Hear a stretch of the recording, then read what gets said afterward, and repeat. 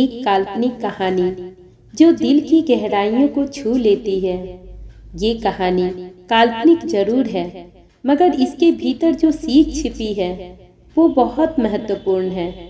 इस कहानी से हम इस बात को समझ सकते हैं कि प्रेम निस्वार्थ होता है, कुछ पाना नहीं, सिर्फ देना और देना होता है।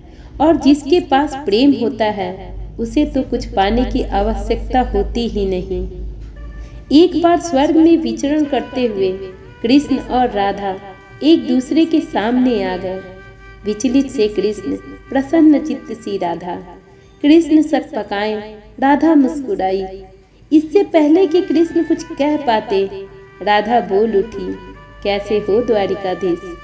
जो राधा उन्हें कान्हा कान्हा कहकर बुलाती थी, उसके मुख से द्वारिकाधीश का संबोधन कृष्ण को भीतर तक घायल कर गया। फिर भी किसी तरह अपने आप को संभालते हुए बोले, मैं तो तुम्हारे लिए आज भी वही कान्हा हूँ राधा। तुम तो मुझे द्वारिकाधीश मत कहो। आओ बैठते हैं, कुछ मैं अपनी कहता हूँ, कुछ तुम अपनी सुनाओ। सच कहूँ राधा, जब जब भी तुम्हारी याद आती थी, इन आंखों से आंसुओं की बूंदें निकल आती थी।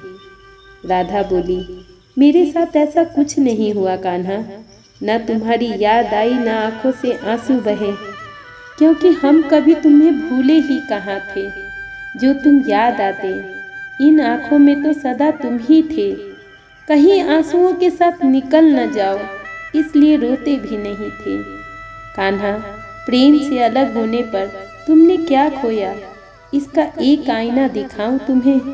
कुछ कड़वे सच प्रश्न सुन पाओ तो सुनाऊं। कभी सोचा है इस तरक्की में तुम कितने पिछड़ गए। यमुना के मीठे पानी से जिंदगी की शुरुआत की और समुद्र के खारे पानी तक पहुंच गए। एक उंगली पर चलने वाले सुदर्शन चक्र पर भरोसा कर लिया और 10 उंगलियों पर चलने वाले बांसुरी को भूल गए। कान्हा, जब तुम प्रेम से जुड़े थे तो जो उंगली गोवर्धन पर्वत उठाकर लोगों को विनाश से बचाती थी, प्रेम से अलग होने पर वही उंगली क्या क्या रंग दिखाने लगी। सुदर्शन चक्र उठाकर विनाश के काम आने लगी। कान्हा और द्वारकाधीश में क्या अंतर होता है बताऊं? कान्हा होते तो तुम सुदामा के घर जाते, सुदामा तुम्हारे घर नहीं आता। युद्ध में और प्रेम में यही तो फर्क होता है।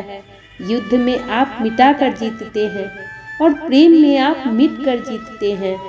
कान्हा, प्रेम में डूबा हुआ इंसान दुखी तो रह सकता है, पर किसी को दुखी नहीं कर सकता। आप तो कई कलाओं के स्वामी हो, स्वप्न दूरदृष्टा हो, गीता जैसे ग्रंथ के दाता हो, पर आपने ये क्या निर्णय लिया? आपने अपनी पूरी सेना कौरवों को सौंप दी और अपने आप को पांडवों के साथ कर लिया। सेना तो आपकी प्रजा थी, राजा तो पालक होता है, उसका रक्षक होता है। आप जैसे महाज्ञानी उस रथ को चला रहे थे जिस पर बैठा अर्जुन आपकी प्रजा को ही मार रहा था। अपनी प्रजा को मरते देख आप में करुणा नहीं जगी, क्योंकि आप प्रेम से शून्य हो चुके थे। आज भी धरती पर जाकर देखो, आपकी द्वारकाधीश वाली छवि को ढूंढते रह जाओगे। हर जगह, हर मंदिर में मेरे ही साथ खड़े नजर आओगे। मैं जानती हूँ कान्हा, लोग गीता के ज्ञान की बात करते हैं, उसके महत्व की बात करते हैं, पर धरती के लोग युद्ध वाले द्वारिकाधीश पर नहीं, प्रेम वाले कान्हा पर भरोसा करते हैं। गीता में मेरा दूर दूर तक नाम नहीं है, पर आज भी लोग उसके समापन पर राधे राधे कहते हैं। दोस्तों, श्री कृष्ण के पास कभी किसी प्रश्न का उत्तर न हो, ऐसा तो हो ही नहीं सकता, परंतु राधा द्वारा लगाए गए प्रश्न चिन्हों पर कान्हा मौन रहे। यही तो है प्रेम में समर्पण का भाव।